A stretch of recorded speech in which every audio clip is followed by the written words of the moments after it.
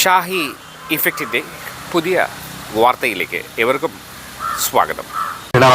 കേരള മുസ്ലിം ജമാഅത്തിന്റെ കേരള യാത്ര സമാപനത്തോടനുബന്ധിച്ച് നടന്ന സമാപന ഉദ്ഘാടനം മുഖ്യമന്ത്രി പിണറായി വിജയൻ പ്രതിപക്ഷത്തെയും കേന്ദ്രത്തെയും വർഗീയതയും കടന്നാക്രമിച്ചുകൊണ്ട് തീപ്പൊരി പ്രസംഗവുമായി കാന്തപുരം AP അബൂബക്കർ മുസ്ലിയാരടക്കം വേദിയിലിരിക്കുന്ന വിശിഷ്ട വ്യക്തികളെ, പ്രിയപ്പെട്ടവരെ, കേരള മുസ്ലിം ജമാഅത്തിൻ്റെ നേതൃത്വത്തിൽ ശ്രീ കാന്തപുരം AP അബൂബക്കർ മുസ്ലിയാർ നയിക്കുന്ന കേരള യാത്രയുടെ സമാപന സമ്മേളനത്തിൽ പങ്കെടുക്കാൻ കഴിഞ്ഞതിലുള്ള സന്തോഷം ആദ്യമേ തന്നെ രേഖപ്പെടുത്തട്ടെ. അതോടൊപ്പം ഈ സമാപന സമ്മേളനത്തിൽ പങ്കെടുത്തിട്ടുള്ള എല്ലാവരെയും, വലിയ പങ്കാളിത്തമാണ്, എല്ലാവരെയും ഹാർദമായി അഭിവാദ്യം ചെയ്യുന്നു. സമസ്ത കേരള ജമിയത്തുൽ ഉലമയുടെ ശതാബ്ദി ആഘോഷങ്ങളുടെ ഭാഗമായാണല്ലോ ഇത്തരമൊരു യാത്ര സംഘടിപ്പിച്ചത്. ഈ യാത്ര കേവലം ഒരു സംഘടനയുടെ ഔപചാരിക പരിപാടിയായി മാത്രം ചുരുക്കി കാണേണ്ടതല്ല, മറിച്ച് കേരളത്തിൻ്റെ മതനിരപേക്ഷ മനസ്സിനെ കൂടുതൽ കരുത്തുറ്റതാക്കാനുള്ള ഒരു മുന്നേറ്റമായി കൂടി ഇതിനെ കാണണം എന്നാണ് അഭ്യർത്ഥിക്കാനുള്ളത്. കാന്തപുരം AP അബൂബക്കർ മുസ്ലിയാർ മുൻപ് നയിച്ച യാത്രകളും അവ മുന്നോട്ട് വച്ച പ്രമേയങ്ങളും കേരളം ഗൗരവത്തോടെ ചർച്ച ചെയ്തവയാണ്. 1999 മനുഷ്യ മനസ്സുകളെ കോർത്തിണക്കാൻ എന്നും 2012 മാനവികത ഉണർത്താൻ, മാനവികത ഉണർത്തുന്നു എന്നുമുള്ള മുദ്രാവാക്യങ്ങളായിരുന്നു അദ്ദേഹം നേതൃത്വം നൽകിയ യാത്രകളുടെ ഭാഗമായി ഉയർത്തിയിരുന്നത്. ആ യാത്രകളെല്ലാം നമ്മുടെ നാടിൻ്റെ ഐക്യത്തിന് നൽകിയ ഊർജം ചെറുതല്ല. ഇപ്പോഴാകട്ടെ മനുഷ്യർക്കൊപ്പം എന്ന അർത്ഥവത്തായ സന്ദേശമാണ് ഈ യാത്രയിലൂടെ മുന്നോട്ട് വെക്കുന്നത്. ഇത് എല്ലാ അർത്ഥത്തിലും കാലോചിതമായ സന്ദേശമാണ്. മനുഷ്യരെ മതത്തിൻ്റെയോ ജാതിയുടെയോ വംശത്തിൻ്റെയോ ഒക്കെ പേരിൽ വേർതിരിക്കാനും അകറ്റി നിർത്താനും ബോധപൂർവമായ ശ്രമങ്ങൾ നടക്കുന്ന കാലമാണല്ലോ ഇത്. ആ പശ്ചാത്തലത്തിലാണ് ഇതിന് വർദ്ധിച്ച സാമൂഹ്യ പ്രസക്തി ഉണ്ടാവുന്നത്. എല്ലാ മതങ്ങളും മനുഷ്യരെയാണ് അഭിസംബോധന ചെയ്യുന്നത്, മനുഷ്യത്വത്തെയാണ് ഉയർത്തിപ്പിടിക്കുന്നത്. എന്നാൽ മത തത്വസംഹിതകളെ ദുർവ്യാഖ്യാനം ചെയ്തുകൊണ്ട് ചിലർ മതത്തെ തന്നെ മനുഷ്യത്വ വിരുദ്ധമാക്കാൻ ദുഷ്ടലാക്കോടെ ശ്രമിക്കുന്നു. ഇത്തരമൊരു ഘട്ടത്തിൽ മതം പറയുന്നതിൻ്റെ സത്യാത്മക വശങ്ങളെ വിശദീകരിച്ച് ജനങ്ങളെ ബോധവൽക്കരിക്കാൻ 90 കടന്ന പ്രായത്തിലും ഈ വലിയ മനുഷ്യൻ ജനങ്ങളിലേക്ക് ഇറങ്ങുന്നു എന്നത് എത്രയോ അഭിനന്ദനീയമാണ്. അദ്ദേഹം മതേതരത്വത്തിൻ്റെ കാവലാൽ ആവുകയാണ്. രാജ്യത്തിൻ്റെ മതേതരത്വവും ജനാധിപത്യ മൂല്യങ്ങളും മാത്രമല്ല, ഭരണഘടനാപരമായ അവകാശങ്ങൾ പോലും കനത്ത വെല്ലുവിളി നേരിടുകയാണ്. മുസ്ലിം ജനവിഭാഗത്തെ രണ്ടാം തരം പൗരന്മാരായി മുദ്രകുത്താനും അവരെ പൊതുധാരയിൽ നിന്ന് മാറ്റി നിർത്താനുമുള്ള ശ്രമങ്ങൾ പല രൂപത്തിൽ അരങ്ങേറുകയാണ്. പൗരത്വ നിയമങ്ങളിലെ ഭേദഗതികൾ മുതൽ ആരാധനാലയങ്ങൾക്ക് നേരെയുള്ള കടന്നാക്രമണങ്ങൾ വരെ ഇതിൻ്റെ ഭാഗമാണ്. വിദ്യാഭ്യാസ സ്ഥാപനങ്ങളിലെ ഹിജാബ് നിരോധനം മുതൽ ന്യൂനപക്ഷ സ്കോളർഷിപ്പുകൾ വെട്ടിക്കുറക്കുന്നതുവരെ നീളുന്നു ആ വിവേചന നയങ്ങൾ. നീതിന്യായ വ്യവസ്ഥയെപ്പോലും നോക്കുകുത്തിയാക്കിക്കൊണ്ടാണ് ഇത്തരം നീക്കങ്ങൾ നടക്കുന്നത് എന്നതും നാം കാണേണ്ടതാണ്. നമ്മുടെ രാജ്യത്ത് BJPയുടെ നേതൃത്വത്തിലുള്ള കേന്ദ്ര സർക്കാരാണ് അധികാരത്തിലുള്ളത്. കേന്ദ്ര സർക്കാരും ചില ഉത്തരേന്ത്യൻ സംസ്ഥാനങ്ങളിലെ ഭരണ സംവിധാനങ്ങളും മുസ്ലിം ജനവിഭാഗങ്ങളെ ലക്ഷ്യമിട്ട് നടത്തുന്ന ആസൂത്രിതമായ നീക്കങ്ങൾ ആശങ്കാജനകമായവയാണ്. ഭരണഘടന വിഭാവനം ചെയ്യുന്ന സമത്വത്തിന് പകരം വിദ്വേഷത്തിൻ്റെ രാഷ്ട്രീയമാണ് അവിടങ്ങളിലെല്ലാം നിലനിൽക്കുന്നത്. ഇഷ്ടവസ്ത്രം ധരിക്കുന്നതിൻ്റെ പേരിലും ഇഷ്ടഭക്ഷണം കഴിക്കുന്നതിൻ്റെ പേരിലും മനുഷ്യർ വേട്ടയാടപ്പെടുകയാണ്. ഒരു പ്രത്യേക മതവിഭാഗത്തെ ക്രിമിനലുകളായി ചിത്രീകരിക്കാനും അവരുടെ സ്വത്തുവകകൾ തകർക്കാനും ശ്രമമുണ്ടാക്കുന്നു.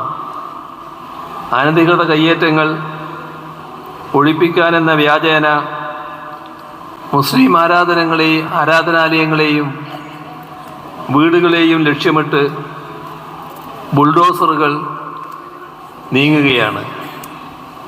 വാരാണസിയിലെ ഗ്യാൻവ്യാപി മസ്ജിദ്, മധുരയിലെ ഷാഹി ഈദ്ഗാഹ് തുടങ്ങിയ നൂറ്റാണ്ടുകൾ പഴക്കമുള്ള മസ്ജിദുകൾക്ക് മേൽ അടക്കം ഹിന്ദുത്വ വർഗീയവാദികൾ അവകാശവാദം ഉന്നയിച്ചു കഴിഞ്ഞു. ഒരു സമുദായത്തിൻ്റെ സാംസ്കാരിക ചിഹ്നങ്ങളെയും അസ്തിത്വത്തെയും മായ്ച്ചു കളയാനുള്ള ശ്രമങ്ങൾ എല്ലാ അർത്ഥത്തിലും എതിർക്കപ്പെടേണ്ടവയാണ്. ദർഗകൾ വരെ തകർക്കപ്പെടുന്ന ഘട്ടമായിരിക്കുന്നു. സൂഫി വര്യന്മാരുടെ മക്ബറകൾ വിഭജനകാലത്ത് പോലും ആക്രമിക്കപ്പെട്ടിട്ടില്ല. ഇപ്പോൾ അതും ഉണ്ടാവുന്നു.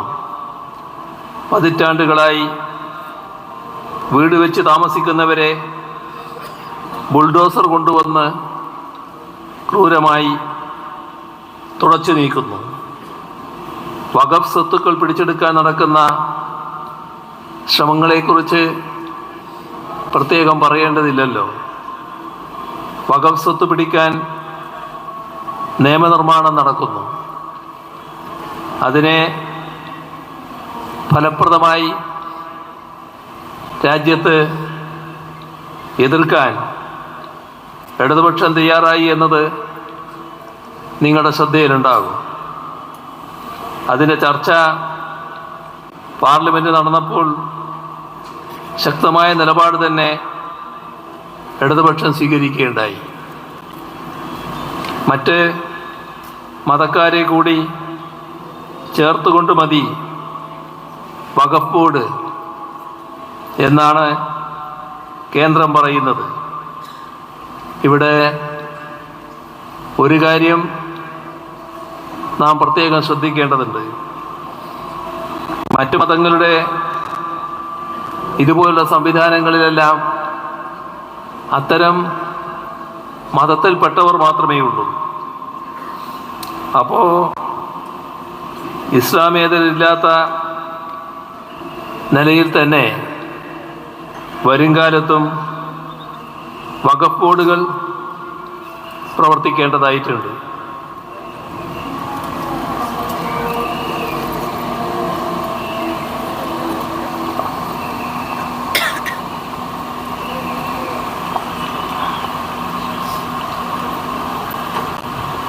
നേരത്തെ മുസ്ലിം സമുദായത്തിലെ പ്രമുഖ വിഭാഗങ്ങൾ നമ്മുടെ ഇവിടുത്തെ അനുഭവമൊക്കെ എടുത്താൽ സർക്കാർ സമിതികളിൽ ഉണ്ടായിരുന്നില്ല. മാറ്റി നിർത്തിയ ചില ദുരനുഭവങ്ങളുണ്ടായിരുന്നു. എന്നാൽ ആ വിവേചനവും വേർതിരിവും ഇല്ലാതെയാണ് അത്തരത്തിലുള്ള എല്ലാ സമിതികളും കേരളത്തിൽ പ്രവർത്തിക്കുന്നത് എന്ന് കാണാൻ നമുക്ക് കഴിയും. ഹജ്ജ് കമ്മിറ്റി, മൈനോറിറ്റി കമ്മീഷൻ, വഖഫ് ബോർഡ്, ഓർഫനേജ് കൗൺസിൽ ഇവയുടെ എല്ലാം ഘടന നോക്കിയാൽ തന്നെ വ്യത്യാസം വ്യക്തമാവും.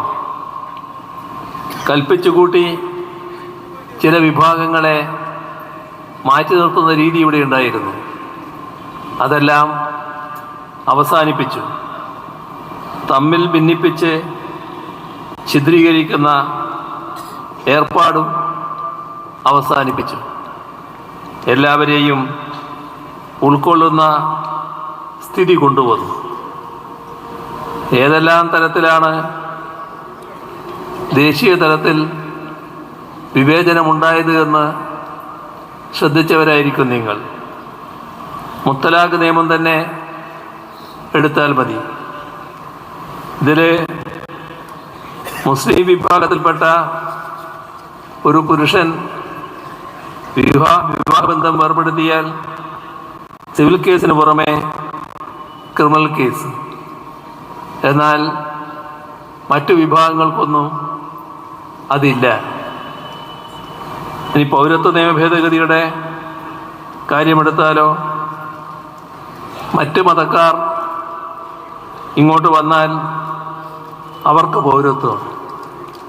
എന്നാൽ മുസ്ലിം വിഭാഗങ്ങൾക്ക് പൗരത്വ നിഷേധം. ഇതിൽ പരം വിവേചനം വേറെ കാണാനാവും. രാഷ്ട്രീയ വ്യത്യാസമില്ലാതെ ഡീറ്റൻഷൻ ക്യാമ്പുകൾ പണിയുകയാണ്. നമ്മുടെ പല ഉത്തരേന്ത്യൻ സംസ്ഥാനങ്ങളിലും അത്തരം ഡീറ്റൻഷൻ ക്യാമ്പുകൾ പണിയുന്നുണ്ട്.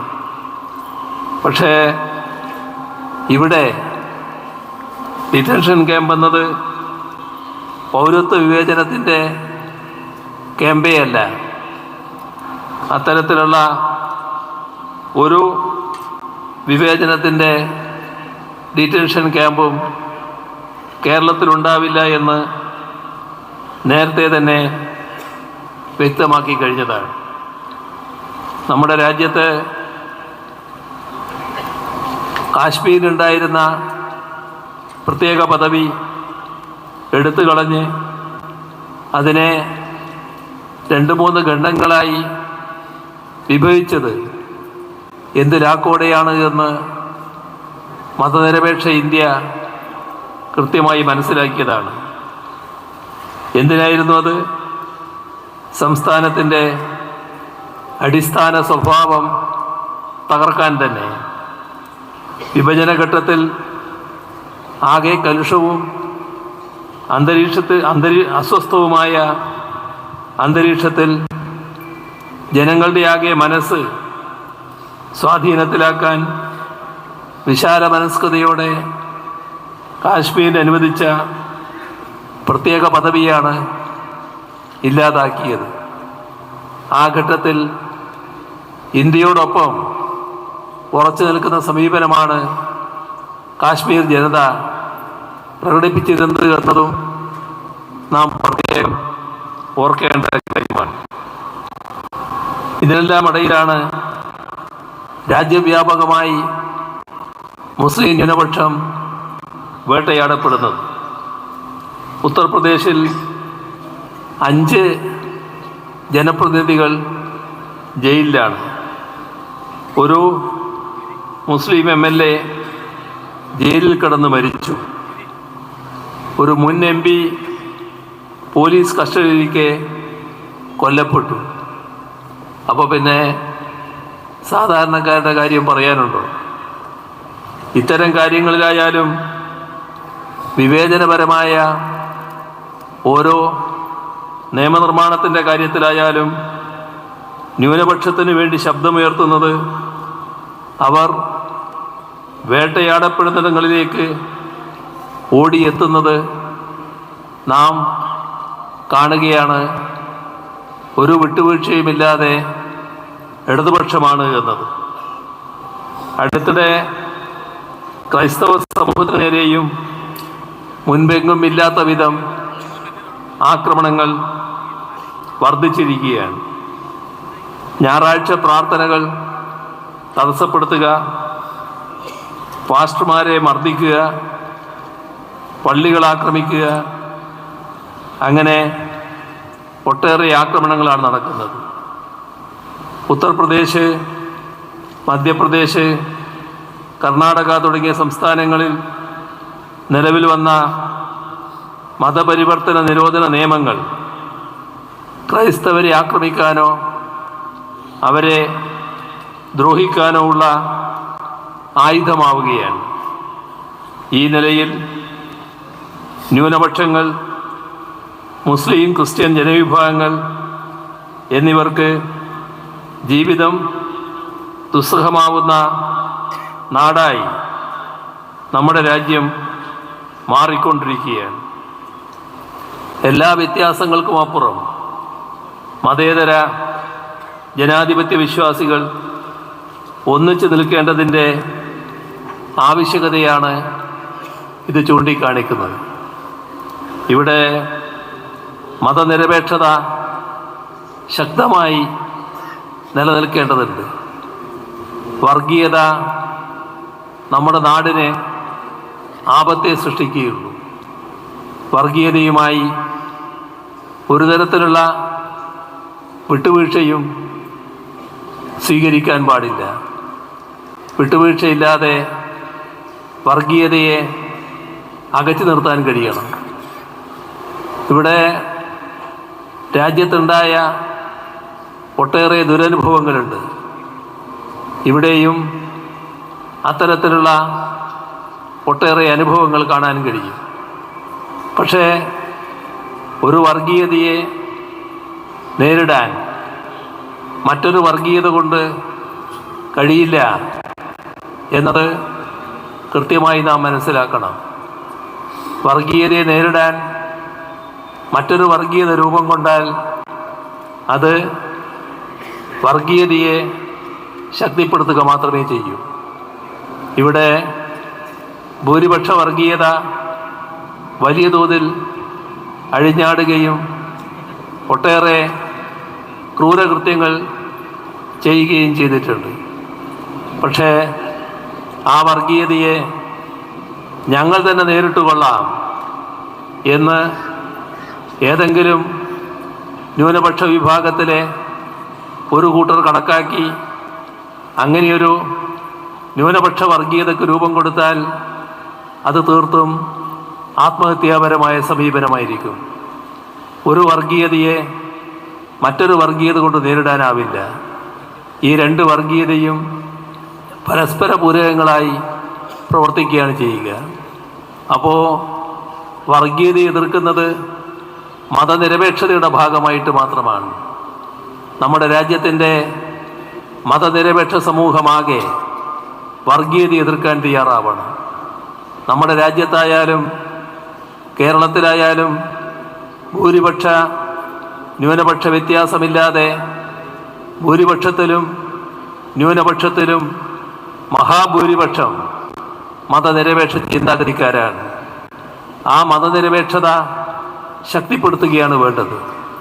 മതനിരപേക്ഷതയുടെ ഭാഗമായി നിന്നുകൊണ്ട് മാത്രമേ വർഗീയതയെ തുരത്താനാവുകയുള്ളൂ, വർഗീയതയെ ഒറ്റപ്പെടുത്താനാവുകയുള്ളൂ. അപ്പോൾ വർഗീയതയോട്, ഏത് വർഗീയതയായാലും ഒരു തരത്തിലുള്ള മൃദു സമീപനവും സ്വീകരിച്ചു പോകാൻ സാധാരണ നിലക്ക് പാടില്ല. അത് മതനിരപേക്ഷതയ്ക്ക് ആപത്ത് മാത്രമേ ഉണ്ടാക്കൂ. അങ്ങനെ മൃദു സമീപനം സ്വീകരിച്ചാൽ അതിൻ്റെ അർത്ഥം വർഗീയതയെ പ്രോത്സാഹിപ്പിക്കുന്നു എന്നതാണ്. ഇത് കൃത്യമായി തിരിച്ചറിഞ്ഞുള്ള സമീപനം പൊതുവെ നമുക്ക് സ്വീകരിക്കാൻ കഴിയേണ്ടതായിട്ടുണ്ട്. ഇങ്ങനെയൊരു കാലത്ത് നന്മ എന്നത് കേവലം ഒരു വാക്കായി അവശേഷിക്കാൻ പാടില്ല. അതൊരു ജീവിതാശയമായി തന്നെ മാറ്റാൻ നമുക്ക് കഴിയണം. പരസ്പരം കരുതലും സ്നേഹവും പങ്കുവെക്കുന്ന വിവേചനങ്ങളില്ലാത്ത ഒരു ലോകമാണ് വരും തലമുറക്കായി നാം കരുതി വെക്കേണ്ടത്. ഈ കാഴ്ചപ്പാടാണ് നമ്മുടെ സംസ്ഥാനം മുന്നോട്ട് വെക്കുന്നത്. ഇന്ത്യയുടെ നാനാഭാഗങ്ങളിൽ വർഗീയതയുടെ കനലെരിയുമ്പോഴും കേരളം ഒരു ശാന്തി തീരമായി നിലകൊള്ളുകയാണ്. നമ്മൾ പുലർത്തി വരുന്ന വിട്ടുവീഴ്ചയില്ലാത്ത മതനിരപേക്ഷ നിലപാടുകളാണ് ഇതിന് കാരണം. കേരളത്തിൽ വർഗീയ ശക്തികളില്ലാത്തത് കൊണ്ടല്ല, പക്ഷേ നാം ശാന്തമായ ജീവിതം നയിക്കാൻ കഴിയുന്നൊരു സമൂഹമായി നിലകൊള്ളുന്നു.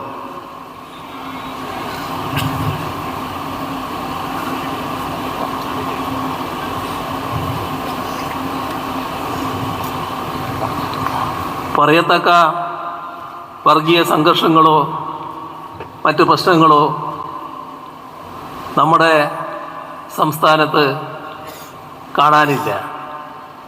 ഇത് നമ്മുടെ ഒരു പ്രത്യേകതയായി, രാജ്യത്ത് തന്നെ ഒരു വലിയ തുരുത്തായി, മതനിരപേക്ഷതയുടെ ശക്തി കേന്ദ്രമായി കേരളത്തിന് നിലനിൽക്കാൻ കഴിഞ്ഞതിൻ്റെ ഭാഗമാണ്. പക്ഷേ നമ്മൾ ഓർക്കണം, എങ്ങനെയാണ് ഇത്തരമൊരവസ്ഥ വന്നത് എന്നത്. ഇവിടെ ഇത്തരമൊരു കാലത്ത് അതുമായി ബന്ധപ്പെട്ട് ചില കാര്യങ്ങൾ കൂടി ചൂണ്ടിക്കാണിക്കുന്നത് സാങ്കത്യമുള്ളതാണെന്ന് കരുതുകയാണ്. നമ്മുടെ കേരളത്തിലും വർഗീയ പ്രശ്നങ്ങളുണ്ടായിട്ടില്ലേ? വർഗീയ കലാപങ്ങളുണ്ടായിട്ടില്ലേ? ഞാൻ ആദ്യം MLA ആകുന്നത് 1970 കാലത്തായിരുന്നു. 1971 തലശ്ശേരി കലാപം നടന്നത്. ആ കലാപം വലിയ തോതിലുള്ള സംഘർഷാവസ്ഥ തലശ്ശേരിയിൽ സൃഷ്ടിക്കപ്പെട്ടു. ഒരുപാട് ആരാധനാലയങ്ങൾ ആക്രമിക്കപ്പെട്ടു, കച്ചവട സ്ഥാപനങ്ങൾ ആക്രമിക്കപ്പെട്ടു, വീടുകൾ ആക്രമിക്കപ്പെട്ടു, പലർക്കും സ്വത്തുവകകൾ നഷ്ടപ്പെട്ടു, പലർക്കും സ്വർണം നഷ്ടപ്പെട്ടു, പണം നഷ്ടപ്പെട്ടു. അങ്ങനെ പലതും നഷ്ടപ്പെട്ട ജനവിഭാഗങ്ങൾ. എന്നാൽ അവിടെ ഒരു ജീവൻ നഷ്ടപ്പെട്ടു. ആ ജീവൻ നഷ്ടപ്പെട്ടത് ഞങ്ങളുടെ ഒരു സഖാവിൻ്റെ ജീവനായിരുന്നു. അദ്ദേഹം എങ്ങനെയാണ് ജീവൻ നഷ്ടപ്പെടാനിടയായത്? അവിടെയുള്ള കലാപം ശമിപ്പിക്കുന്നതിന് വേണ്ടി ഞങ്ങൾ ആ കാലത്ത് സ്വീകരിച്ചൊരു സമീപനമുണ്ടായിരുന്നു. ആത്മാഹൂതി ചെയ്തു പോലും മതനിരപേക്ഷത സംരക്ഷിക്കുക എന്നതായിരുന്നു അന്ന് ഞങ്ങൾ നൽകിയ ആഹ്വാനം. അതിൻ്റെ ഭാഗമായി എല്ലാ സ്ഥലങ്ങളിലും വളണ്ടിയർമാർ ആരാധനാലയങ്ങൾ സംരക്ഷിക്കാൻ വരെ കാവൽ നിന്നു. അങ്ങനെ കാവൽ നിന്ന ഒരിടമായിരുന്നു മെരുവമ്പായി പള്ളി. ആ മെരുവമ്പായി പള്ളി ആക്രമിക്കാൻ അന്ന് ഈ കലാപത്തിന് നേതൃത്വം കൊടുക്കുന്ന വിഭാഗം എത്തി. അത് RSSൻ്റെ അറിയപ്പെടുന്നവരടക്കമായിരുന്നു. അപ്പോൾ അവിടെ നിൽക്കുന്ന വളണ്ടിയർമാരുടെ നേതാവ് UK കുഞ്ഞിരാമൻ അദ്ദേഹം പറഞ്ഞു, നിങ്ങൾ തിരിച്ചു പോകണം, ഈ പള്ളി ആക്രമിക്കാൻ പറ്റില്ല, പക്ഷെ അവർക്ക് ആക്രമിച്ചേ പറ്റൂ. അപ്പോൾ ഇവർ പറഞ്ഞു, നിങ്ങൾക്ക് ആക്രമിക്കണമെങ്കിൽ ഞങ്ങളെ ശരീരത്തിലൂടെ വേണം അങ്ങോട്ട് കടക്കാൻ, ഇതിനിപ്പുറം കടക്കാൻ ഞങ്ങൾ സമ്മതിക്കില്ല. തൽക്കാലം അവർക്കതിന് കഴിയില്ല എന്ന് വന്നു. അവർ തിരിച്ചുപോയി. പക്ഷേ ആ അമർഷം, ആ പക അതവർ തീർത്തു. ഈ രാത്രി മുഴുവൻ കാവൽ നിന്ന് പിറ്റേ ദിവസം പുലർച്ചെ UK കുഞ്ഞിരാമൻ ഈ മെരുവമ്പായി പള്ളിയുടെ ഭാഗത്ത് നിന്ന് അദ്ദേഹത്തിൻ്റെ വീട് നിർവേലി ഭാഗത്താണ്, അങ്ങോട്ടേക്ക് പോവുകയാണ്. അപ്പോൾ അവിടെ ഒരു ഭാഗത്ത് കാവൽ നിന്ന് ഇവർ അദ്ദേഹത്തെ ആക്രമിച്ചു. അതിലാണ് അദ്ദേഹത്തിൻ്റെ ജീവൻ നഷ്ടപ്പെടുന്നത്. ഇതുപോലുള്ള ഒട്ടനേകം സംഭവങ്ങൾ ഇവിടെ ചാലയിൽ നമുക്കെല്ലാം അറിയാവുന്ന കാര്യമാണല്ലോ. ആ കലാപത്തിൽ ഒരാൾ കൊല്ലപ്പെട്ടു. പട്ടാളത്തിനെ ഇറക്കേണ്ടി വന്നു ആ കാലത്ത് ആ കലാപം ശമിപ്പിക്കാൻ. നിരവധി കടകൾ, സ്ഥാപനങ്ങൾ ഒക്കെയാണ് ആ കാലത്ത് തീവച്ച് നശിപ്പിച്ചത്. പോലീസിന് വെടിവെക്കേണ്ടിയും വന്നു. ഒരാൾ കൊല്ലപ്പെടുകയും ചെയ്തു ആ കലാപത്തിൽ. ഇതെല്ലാം നമ്മുടെ നാടിൻ്റെ ഭാഗമായി ഉള്ള കാര്യങ്ങളാണ്. അതേപോലെ തന്നെ പള്ളിത്തോട്ടത്തിൽ അവിടെ വീടുകളും മത്സ്യബന്ധന ഉപകരണങ്ങളുമെല്ലാം വലിയ തോതിൽ നശിപ്പിക്കുന്ന അവസ്ഥയുണ്ടായി. പോലീസിന് വെടിവെക്കേണ്ടി വന്നു. ഒരു മരണവും അവിടെ സംഭവിച്ചു. ഏറ്റവും വലിയ തോതിലുള്ള ഒരു കലാപമാണ് മട്ടാഞ്ചേരിയിൽ ഒരു കാലത്ത് നടന്നത്. അവിടെ പോലീസിന് വെടിവെക്കേണ്ടി വന്നു. കച്ചവട സ്ഥാപനങ്ങൾ കൊള്ളയടിക്കുന്ന അവസ്ഥയുണ്ടായി. ഒരാൾ കൊല്ലപ്പെടുന്ന നിലയും വന്നു. ഒട്ടനേകം പേർക്ക് പരിക്കേൽക്കുന്ന നിലയുണ്ടായി. പാലക്കാട് കലാപമുണ്ടായപ്പോൾ നിരവധി വീടുകളും വ്യാപാര സ്ഥാപനങ്ങളുമാണ് നശിപ്പിക്കപ്പെട്ടത്. പോലീസ് വെടിവെപ്പുണ്ടായി. പലരുടെയും ഓർമ്മയിൽ ഇപ്പോഴും സിറാജുന്നീസ ഉണ്ടാവും. വീട്ടുമുറ്റത്ത് കളിച്ചുകൊണ്ടിരിക്കുന്ന 11 വയസ്സുള്ള കുട്ടി അന്ന് വെടിയേറ്റ് മരണപ്പെട്ടു. ആ കലാപത്തിൽ നിരവധി പേർക്ക് പരിക്കേറ്റു. ഇവിടെ പൂന്തുറയിൽ വലിയ കലാപമുണ്ടായത് ആളുകൾ മറന്നിട്ടുണ്ടാവില്ല. 6 പേരായിരുന്നു ആ കലാപത്തിൽ കൊല്ലപ്പെട്ടത്. നിരവധി വീടുകളും കടകളും നശിപ്പിക്കുന്ന അവസ്ഥയുണ്ടായി. മട്ടാഞ്ചേരിയിൽ 3 പേര് കൊല ചെയ്യപ്പെട്ട ഒരു കലാപം വീണ്ടുമുണ്ടായി. പോലീസ് ജീപ്പ്, ഓട്ടോറിക്ഷ ഇവയെല്ലാം തീ കൊടുക്കുന്ന അവസ്ഥയും വന്നു. അവിടെയും പോലീസ് വെടിവെക്കേണ്ടി വന്നു. കാസർഗോഡ് ബേക്കൽ, കാസർഗോഡ് മഞ്ചേശ്വരം എന്നീ സ്ഥലങ്ങളിൽ 8 ദിവസം നീണ്ട വർഗീയ സംഘർഷം. അതിൽ 7 വലിയ സംഘർഷങ്ങൾ. അതിൻ്റെ ഭാഗമായി 7 പേർ കൊല്ലപ്പെടുന്ന അവസ്ഥ. ഇതിനു പുറമെ പോലീസ് വെടിവെപ്പ്, ഒരാൾ അതിലും കൊല്ലപ്പെടുന്ന അവസ്ഥ. ഇതെല്ലാം നമ്മുടെ നാട്ടിൽ വിവിധ ഘട്ടങ്ങളിൽ നടന്ന കാര്യങ്ങളാണ്. അത് കഴിഞ്ഞതിൻ്റെ തൊട്ട് പിറ്റത്തെ വർഷം വീണ്ടും കാസർഗോഡിൽ സംഘർഷം, കലാപം, 4 പേർ കൊല്ലപ്പെടുന്നു. നിരവധി വാഹനങ്ങൾ, വീടുകൾ, ഷോപ്പുകൾ എല്ലാം നശിപ്പിക്കുന്നു. ഇതിനെല്ലാം ശേഷമാണ് മാറാടെ 1-ാം കലാപം നടക്കുന്നത്. മാറാട് 1ഉം 2ഉം കലാപങ്ങളുണ്ടായി. ആ 1-ാം കലാപത്തിൽ 5 പേർ കൊല്ലപ്പെട്ടു. വലിയ തോതിലുള്ള നാശനഷ്ടങ്ങൾ അതിൻ്റെ ഭാഗമായി ഉണ്ടായി. അടുത്ത വർഷം പിന്നീടൊരു 2 വർഷം പിന്നിടുമ്പോഴാണ് മാറാട് 2-ാം കലാപം. ആ 2-ാം കലാപത്തിൽ 9 പേർ കൊല്ലപ്പെട്ടു. മാരകമായ പരിക്ക് 21 പേർക്കുണ്ടായി. അനേകം പേർക്ക് പരിക്ക്. അവിടെ വീടുകൾ വലിയ തോതിൽ ആക്രമിക്കപ്പെട്ടു.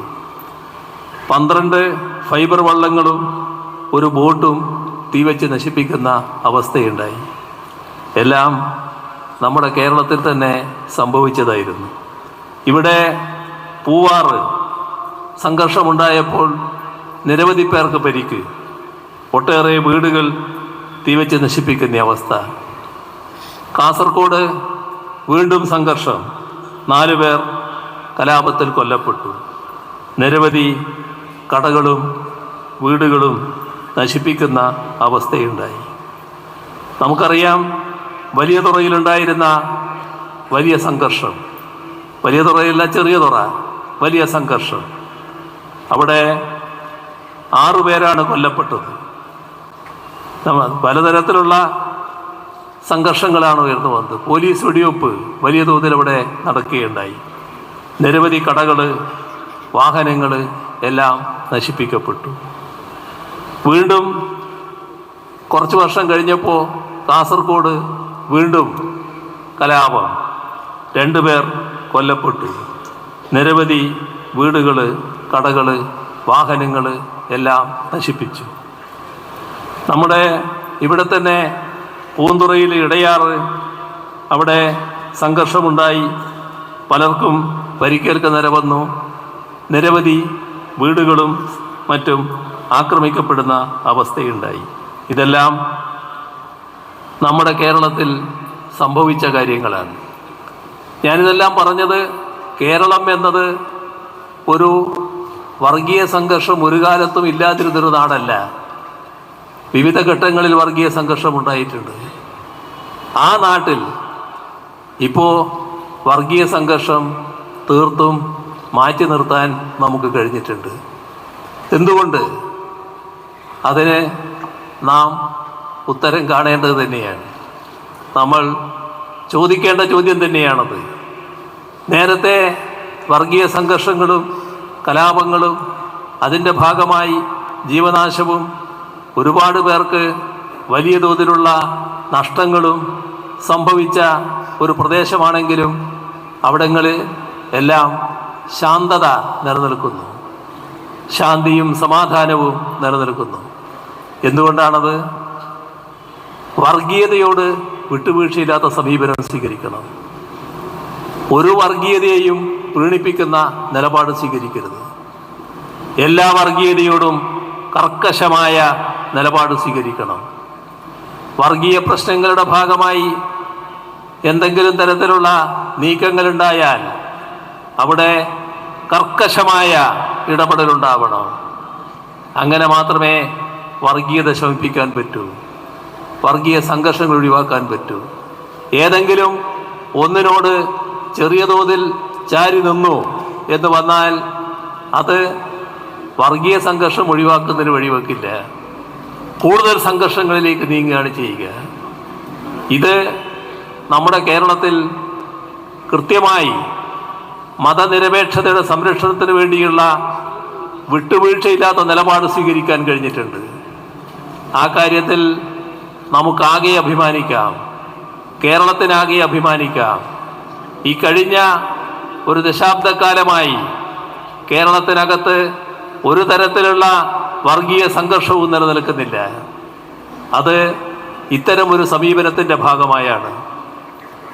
ആ സമീപനം സ്വീകരിക്കുന്നവരോട് സ്വാഭാവികമായിട്ട് വിപ്രതിപത്തി ഉണ്ടാവും, അവരോട് വിയോജിപ്പുണ്ടാവും.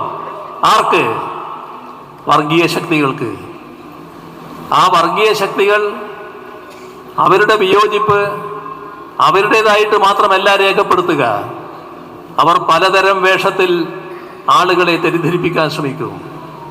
അതും നല്ലതുപോലെ നമ്മുടെ നാട്ടിൽ നടക്കുന്നുണ്ടാവും. പക്ഷേ അതുകൊണ്ടൊന്നും വർഗീയതയ്ക്ക് അന്തിമ വിജയം നേടാനാവില്ല. എപ്പോഴും മതനിരപേക്ഷതയ്ക്ക് തന്നെയാണ് കൂടുതൽ കരുത്ത് നേടാനാവുക എന്നത് നാം കാണേണ്ടതായിട്ടുണ്ട്. നാം കാണേണ്ട ഒരു കാര്യം, നമ്മുടെ രാജ്യത്തിൻ്റെ മറ്റു ഭാഗങ്ങളിൽ ന്യൂനപക്ഷങ്ങൾ ഭയാശങ്കയോടെയാണ് കഴിയുന്നത്. എന്നാൽ കേരളത്തിൽ അന്തസ്സോടെ സുരക്ഷിതമായി ജീവിക്കാനുള്ള സാഹചര്യം നമ്മുടെ സംസ്ഥാനം ഉറപ്പാക്കിയിട്ടുണ്ട്. ന്യൂനപക്ഷമായി പോയി എന്നതുകൊണ്ട് മാത്രം ആശങ്കപ്പെടേണ്ടതില്ല. മറ്റ് സംസ്ഥാനങ്ങളിൽ ഉണ്ടാകുന്നത് പോലുള്ള ഒന്നിൻ്റെ പേരിലും വേവലാതിപ്പെടേണ്ട കാര്യമില്ല. വിവേചനത്തിൻ്റെയോ വിദ്വേഷത്തിൻ്റെയോ രാഷ്ട്രീയത്തിന് കേരളത്തിൻ്റെ മണ്ണിൽ ഇടമുണ്ടാകില്ല എന്ന ഉറച്ച നിലപാടാണ് നാം ഇവിടെ സ്വീകരിക്കുന്നത്. അതിൻ്റേതായ പ്രത്യേകതകൾ കാണാൻ നമുക്ക് സാധിക്കും. ഇവിടെ നാം ഓർക്കേണ്ട ഒരു കാര്യമുണ്ട്. ഒരുപാട് പ്രശ്നങ്ങൾ വിവിധ തരത്തിൽ നമ്മുടെ കേരളത്തിലുണ്ടായിട്ടുണ്ടല്ലോ. അത്തരം പ്രശ്നങ്ങളിലും വലിയ തോതിൽ കുറവ് വരുന്നില്ലേ? ഇവിടെ ചില കാലങ്ങളിൽ ചില അധികാര കേന്ദ്രങ്ങളുടെ പിന്തുണയുണ്ട് എന്ന ധാരണയിൽ നടന്നിട്ടുള്ള ആക്രമണങ്ങളില്ലേ? അതിൻ്റെ ഭാഗമായി ചില പ്രത്യേക വിഭാഗങ്ങൾ ആക്രമിക്കപ്പെട്ടിട്ടില്ലേ? വർഗീയതയുടെ പേരിലല്ല, സംഘടനാപരമായ ഭിന്നതയുടെ പേരിൽ, ആശയപരമായ ഭിന്നതയുടെ പേരിൽ. അത് ഒരേ മതവിശ്വാസികളാകാം. അങ്ങനെയുള്ള ആക്രമണങ്ങൾ ഉണ്ടായിട്ടില്ലേ? നിങ്ങൾക്ക് അങ്ങനെയുള്ള ഒട്ടേറെ അനുഭവങ്ങളില്ലേ? അത്തരം തർക്കങ്ങളുടെ, അത്തരത്തിലുള്ള സംഘർഷങ്ങളുടെ ഭാഗമായി ജീവൻ നഷ്ടപ്പെട്ട അനുഭവങ്ങളില്ലേ? താനൂരിലുണ്ടായിട്ടില്ലേ? പാണ്ടിക്കാട് ആമക്കാടുണ്ടായിട്ടില്ലേ? മഞ്ചേരി എളങ്കൂറുണ്ടായിട്ടില്ലേ? കേരളത്തെ ആകെ വല്ലാതെ വേദനിപ്പിച്ചൊരു സംഭവമായിരുന്നല്ലോ മണ്ണാർക്കാട് സഹോദരങ്ങൾ ആക്രമിക്കപ്പെടുകയും അതിൽ 2 പേർ കൊല ചെയ്യപ്പെടുകയും ചെയ്ത സംഭവം. എത്ര എത്ര എത്ര സംഭവങ്ങൾ, ഏതെല്ലാം തരത്തിലുള്ള സംഘർഷങ്ങൾ.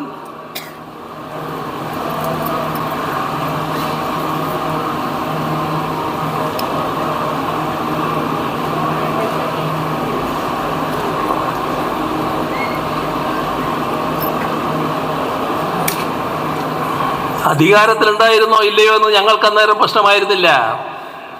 ന്യായത്തിൻ്റെ ഭാഗത്ത് നിൽക്കാൻ ഞങ്ങൾ അന്ന് തയ്യാറായിരുന്നു ഓരോ ഘട്ടത്തിലും. നിങ്ങളത് ഓർക്കുന്നുണ്ടാവും. എന്നാൽ കഴിഞ്ഞൊരു 10 വർഷക്കാലമായി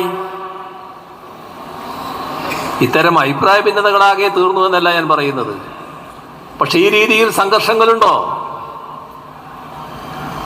വലിയ കുറവ് വന്നില്ലേ? എന്തുകൊണ്ടാണത്? ആരെയും, തെറ്റ് ചെയ്തവരെ ആരെയും സംരക്ഷിക്കില്ല എന്ന പൊതുവായ നിലപാട് വന്നു. അതാണ് പ്രത്യേകത.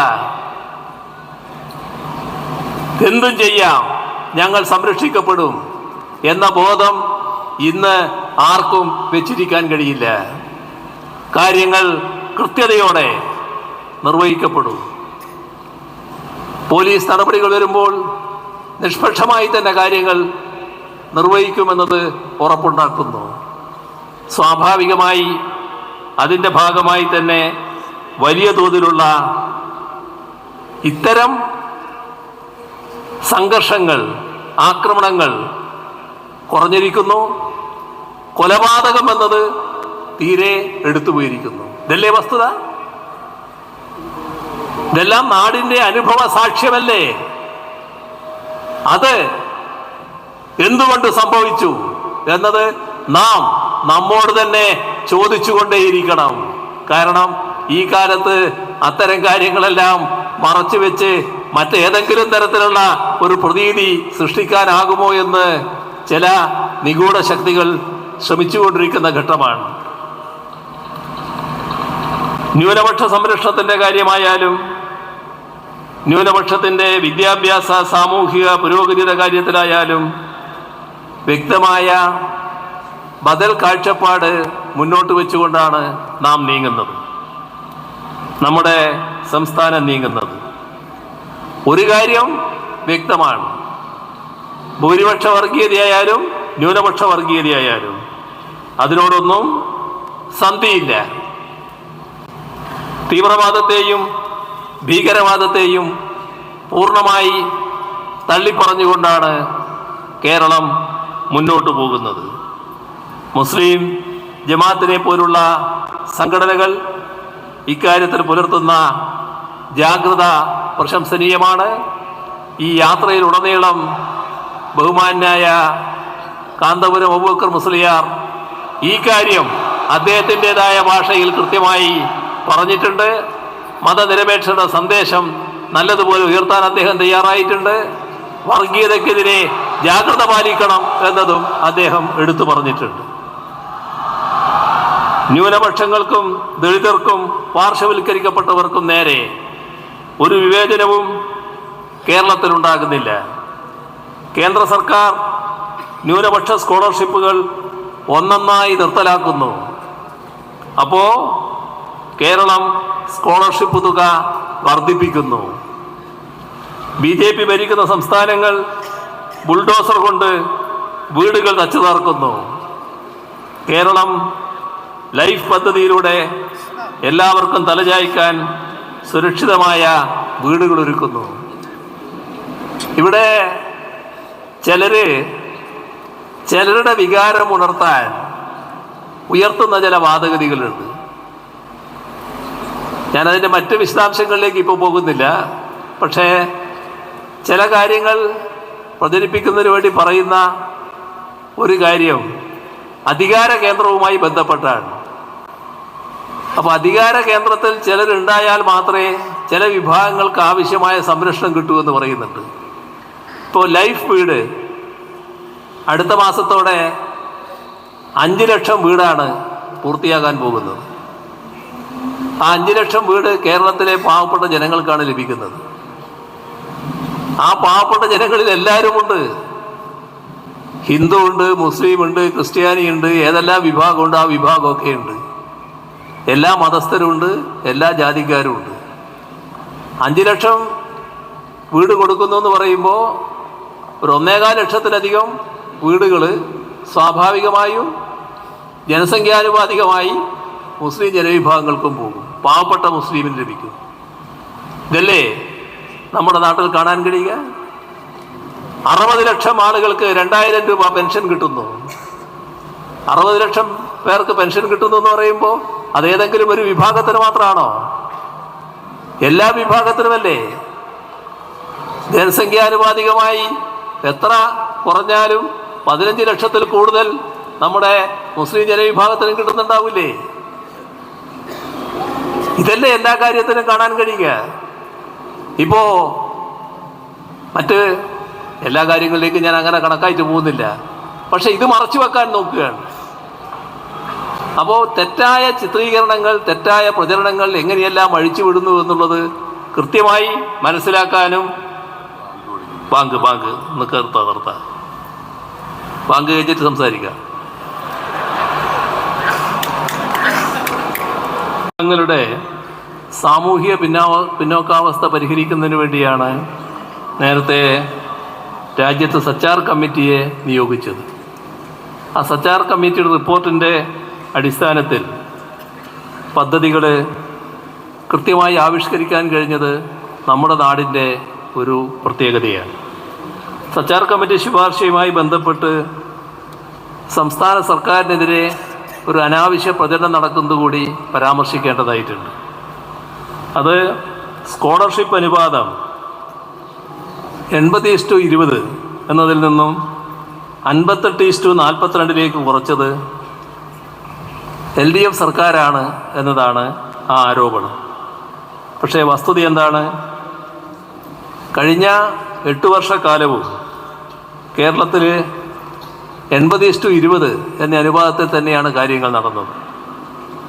എന്നാൽ 2 വർഷം മുൻപ് ഹൈക്കോടതിയിൽ ഇത് സംബന്ധമായൊരു കേസ് ഉണ്ടായി. തുടർന്ന് ഹൈക്കോടതിയാണ് മുസ്ലിം ക്രൈസ്തവ ജനസംഖ്യക്ക് ആനുപാതികമായി സ്കോളർഷിപ്പ് 58:42 എന്ന തോതിൽ നടപ്പാക്കണമെന്ന് ഉത്തരവിട്ടത്. ഇപ്പോൾ കോടതി ഉത്തരവ് അനുസരിക്കാൻ സർക്കാർ ബാധ്യസ്ഥമാണ്.